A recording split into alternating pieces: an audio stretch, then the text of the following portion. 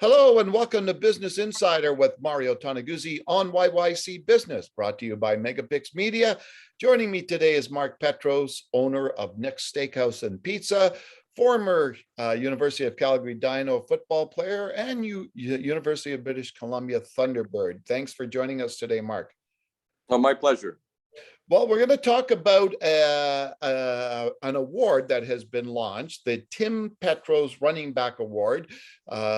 Tim Petros is Mark's brother, passed away, unfortunately, in March of 2020 at the age of 58. Tell us a little bit about the award, what it is and why it was launched. Well, it's just to honor Tim's legacy, and it's going to a Calgary area running back, someone that attended the Calgary high school system, and that it's an opportunity to support the recruitment and retention of Calgary-born running backs, so football players that are coming to the University of Calgary instead of going elsewhere, trying to give them a little more incentive to play at U of C. And it also it honors Tim's legacy. In the 1983 Vanier Cup, which is almost 40 years ago, he still holds the record for most yards gained and total offense overall. And it hasn't been broken for basically 38 years. So Tim was very well liked by everyone. Just a great person. Obviously he's my brother, but can't say enough positives about him. And his wife, Laura, and his daughter, Jordan, and son, Nicholas, this was a great way for them and for all of us in the family to honor Tim's legacy. So tell me how this award will work. Will it be something that will be given out on an annual basis? How much? Yeah, no, it'll be on an annual basis, and how much will depend on how much we can raise. We want to get to a certain level of fundraising, and then it becomes a perpetual award. But if we can get more, keep getting more donations, we can hand out more than just one award to one running back. We can go to 2, 3, 4 awards every year. But so it's imperative that people donate, and hopefully people will, even if it's only, $50 or $20, whatever they can afford. It doesn't have to be huge money, but because I know right now times are tough, but we're just all very excited about it. And we know that, it can really go to help a lot of other running backs in the future. Okay. And how can people donate? Where do they do that? Well, they can go, hopefully you'll provide a link, will you? Okay. Yes, I will. You can do it online on the link that Mario will provide. You can do it by check as well, and by gift of shares or publicly traded shares or mutual funds. So there's, lots of different options, and I'm sure you will provide the links and the address if you're going to send a check by mail. But we're hoping that this will, really gain some momentum. I mean, I know there's a number of people who have already donated on behalf of the family and the restaurant. We've donated, Tom Spallettini donated a large chunk. There's a lot of people who've given, and even if it's not a large chunk, any amount is good. Yeah, exactly. How important was the university in his career to Tim? Oh, it was everything. It was everything. He played high school football at Diefenbaker. Well, first he played with the Little Hilltoppers, the Bantam football team.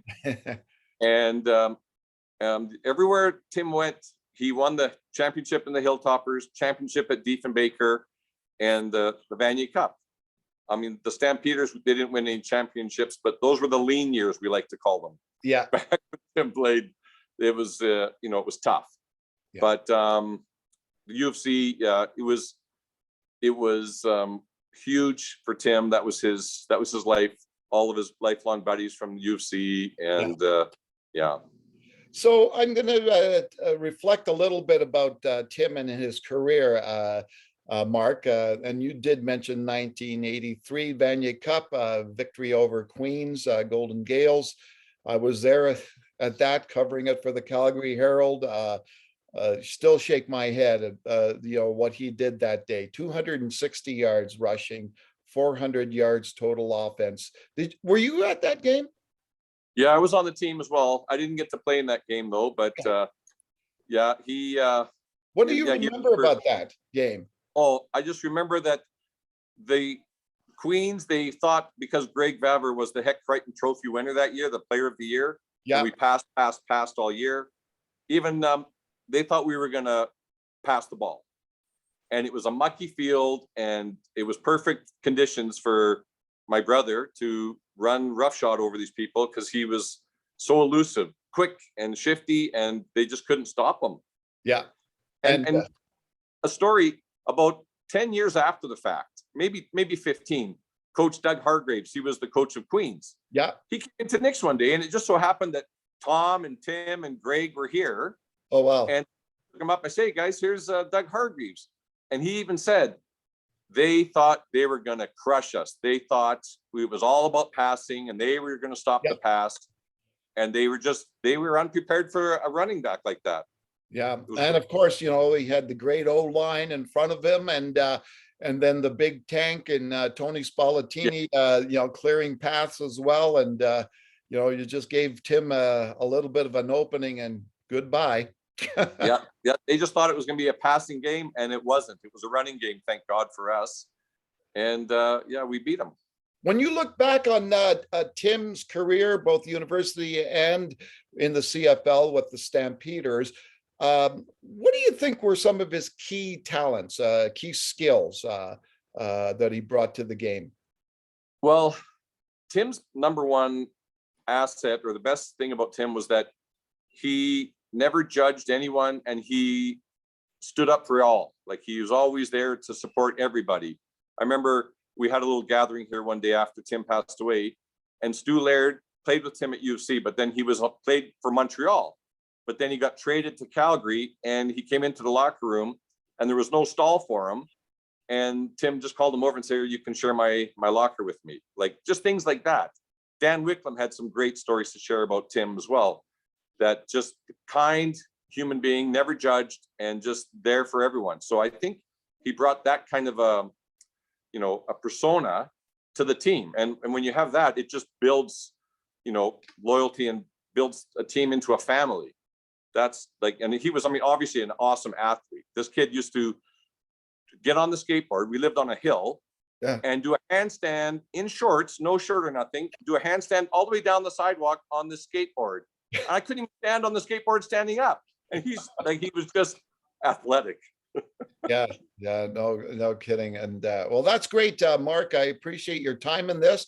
And we will have a description of the award and links in both the descriptive part of the text for our website and on our Megapix Media YouTube channel. And you're signaling somebody. Yeah, Greg Babbitt just walked in, so I'm going to let him sit down and do some talking, because he knows a little bit of thing about Tim as well. Okay. Okay, super. Thanks. Okay. I'm just switching spots. Come here. Switch spots. It's all live, so just go from there. Hey, Mario. Hey, Greg, how are you? Good. How are you? I am great. So we're talking a little bit about the Tim Petros Running Back Award. Mark has shared some of the details. Oh, there you go. Share some of the details. I want to talk to you just a little bit about Tim's legacy in his career. When you look back at 1983, do you still shake your head in wonderment of what that guy did that day? Well, it was an amazing game for Tim. And the funny thing is, we ran the ball all over the field, and then we threw it when we got inside the 20-yard line, and I threw 3 interceptions in the end zone. So, yeah, I do shake my head about that. What was it that Tim brought to the table, as a player? Well, I think the most thing that sticks out in my mind about Tim, right from high school all the way up through professional football, was he was never supposed to make the team. He was undersized when he came out of high school and wasn't supposed to make the university team. And he turned into the most reliable and prolific back that had been at the U of C up until that point in time. They've had some great running backs over time. And then, of course, when we got drafted to Calgary with the Stampeders, he wasn't supposed to make the team. And then he transformed himself into a fullback and became one of the most effective all-purpose backs in the CFL for a number of years. So he was just an amazing guy. And, from right from high school on up, which is when I encountered him in grade 12, we became best of friends, and I just always shook my head at him. And we were similar in a lot of ways, because I was never supposed to make the team with the Stampeders either. So we sort of shared that and used that as motivation. Okay, super. So Mark and Greg, any last parting thoughts and message to people out there about giving for this award? Well, just hopefully people will, even if they can't afford much, a few dollars, everything helps. Anything helps. We're trying to get this to it's a perpetual award for the running backs. And I'm not certain what you and Mark discussed before I got here, but the target on the award is $50,000. If you endow $50,000, it becomes a meaningful award on an annual basis in perpetuity. So we could give a scholarship to a local running back for about $2,000 a year, and that becomes meaningful money if we can get that the base scholarship endowed at $50,000 or more. Okay, great. Well, thanks, Greg Vavra and Mark Petros, for joining me today. Thanks, Mario. Okay, this has been Business Insider with Mario Toneguzzi on YYC Business, brought to you by Megapix Media. Thanks for joining us.